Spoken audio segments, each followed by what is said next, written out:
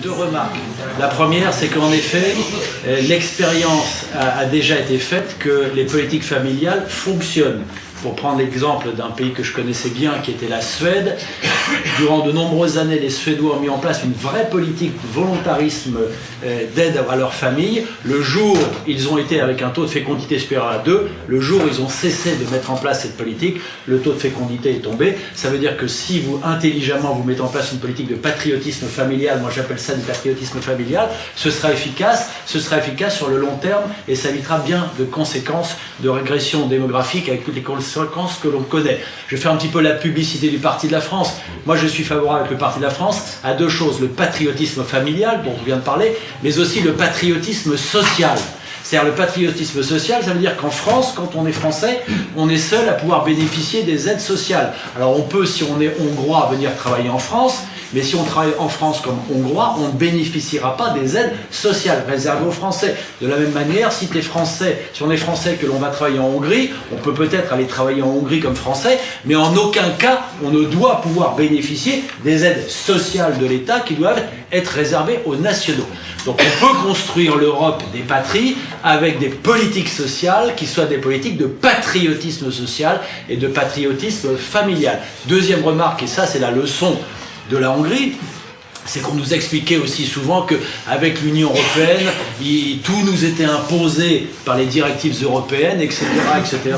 Cela est vrai dans la mesure où on accepte tout, mais ce qui a été fait en Hongrie, membre de l'Union européenne et par ailleurs membre de l'espace Schengen, c'est dans la démonstration que si un État affirme sa fonction de souveraineté, eh bien il affirme sa fonction de souveraineté.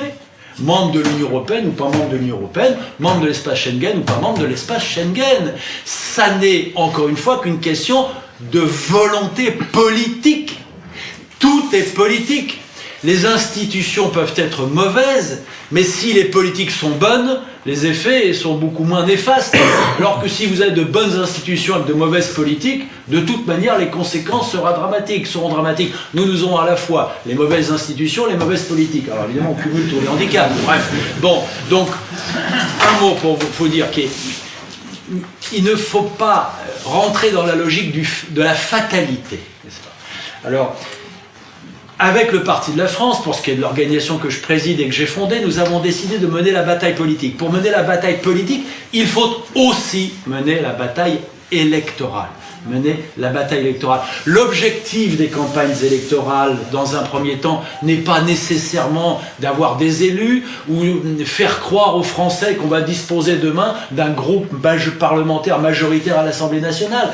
Les campagnes électorales, lorsqu'on est une minorité, comme nous, aujourd'hui, persécutée par le système, les campagnes électorales, c'est la liberté et la possibilité de faire passer notre message, nos idées.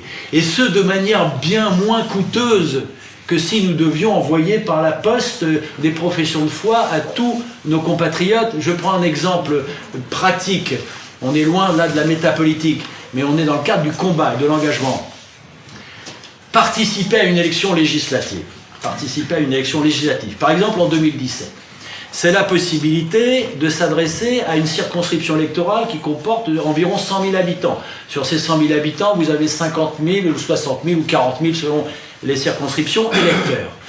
Vous allez imprimer à vos frais, nous allons imprimer à nos frais les 50 000 circulaires.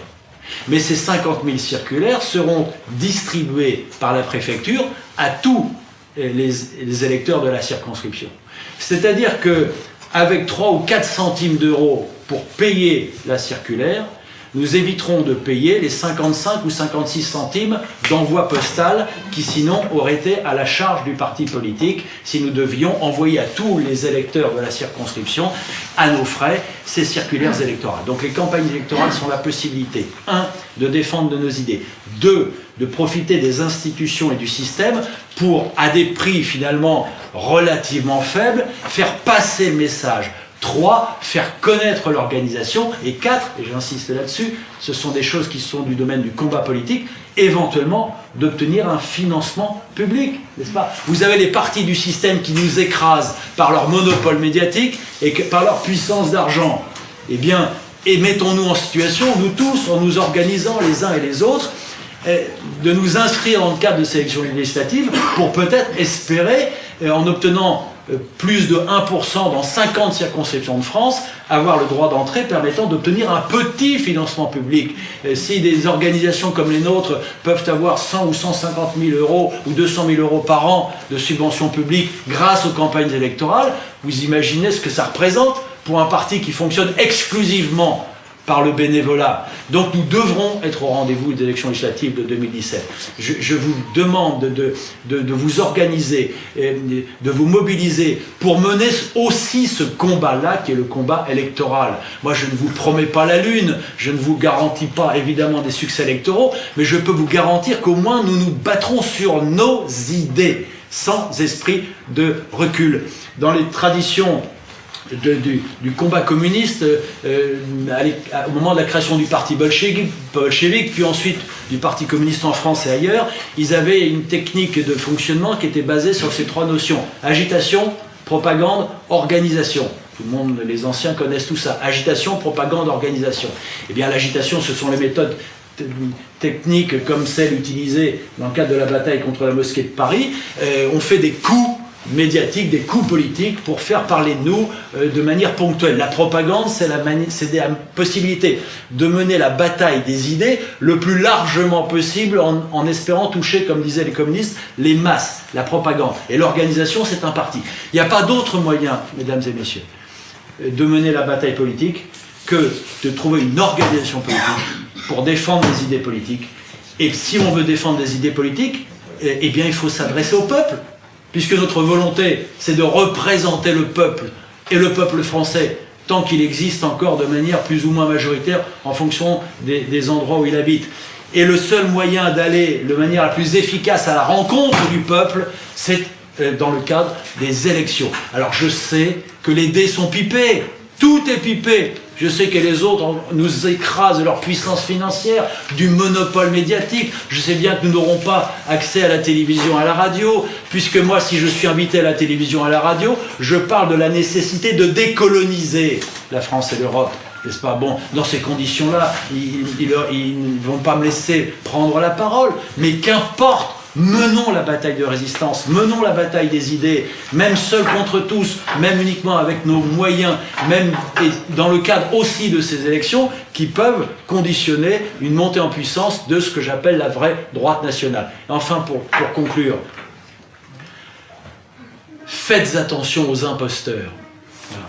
Nous avons en France subi, pour ceux qui dont ne faisait pas partie ma famille, mais ceux qui est français issus de l'Algérie française, eux s'en souviennent, et Pierre Descaves, ancien député qui est décédé malheureusement, me rappelait en permanence l'imposture de 1958, le 13 mai 1958, les Français dans les défilés sur les Champs-Élysées et à Alger sur le Forum, tout le monde espère, pour sauver l'Algérie française de l'époque, acclamer De Gaulle pour sauver l'Algérie, acclamer De Gaulle pour sauver l'Algérie. Celui qui a liquidé l'Algérie française, c'est De Gaulle. C'est l'exemple type de l'imposture. Il n'y a rien de pire en politique que les imposteurs. C'est-à-dire ceux qui se font élire sur des idées alors qu'ils ne partagent pas les idées qui les ont fait élire. Il vaut mieux combattre un ennemi idéologique, un adversaire politique, que d'avoir affaire à des imposteurs. Parce que les imposteurs ne vous combattent pas, les imposteurs vous trahissent. Retenez ça, mes chers amis, et je vous demande de nous aider, d'aider tous ceux qui mènent la bataille, que ce soit la bataille intellectuelle, la bataille de l'édition, la bataille culturelle. La résistance, elle est totale, la résistance. Nous parlions tout à l'heure de l'islam total. Eh bien, la résistance, elle est totale. Elle est culturelle, elle est économique, elle est sociale, elle est politique, elle est électorale, elle est spirituelle. C'est autour de nos idées, de notre identité, de qui nous sommes, de nos droits en tant que peuple, nos droits non seulement à être nous-mêmes, mais nos droits à rester nous-mêmes, notre droit à rester nous-mêmes. On parle du droit des peuples à disposer d'eux-mêmes, bravo, encore faut-il savoir de quel peuple on parle. Mais en tout état de cause, le peuple français a le droit et le devoir de résistance. Il a le droit et le devoir de rester français. Si nous ne menons pas cette bataille de survie, aujourd'hui c'est une bataille de survie, eh bien demain nous serons minoritaires chez nous. Nous pourrons toujours nous replier sur les résolutions des Nations Unies, Roland connaît ça par cœur, qui défendent les droits des minorités autochtones. Mais le jour où nous en serons réduits à revendiquer des réserves chez nous, eh bien mesdames et messieurs, l'histoire aura tranché et nous ne serons plus les maîtres de notre destin. Bravo pour votre engagement, bravo à Luc pour tout ce qu'il fait, bravo à vous tous qui vous battez, qui vous engagez. Aidons-nous les uns les autres, menons les batailles et encore une fois, aidez ceux qui combattent, n'aidez pas ceux qui vous trahissent. Merci.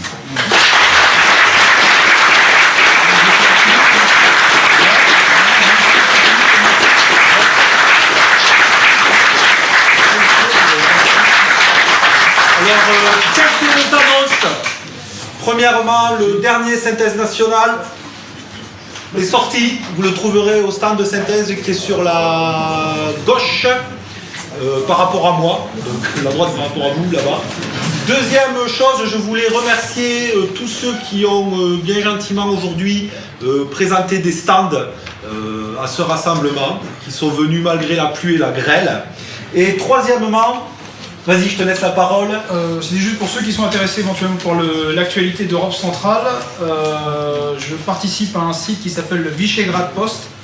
Il vous l'écrira, hein, parce que politiquement comme ça c'est sympa, mais... Donc voilà, c'est simplement des nouvelles et des entretiens relatives à l'Europe centrale et aux Balkans. En français. Et en français et en anglais pour l'instant, et qui va s'étoffer petit à petit. Voilà. Ben écoutez, merci à tous les trois. Merci beaucoup d'avoir accepté notre invitation.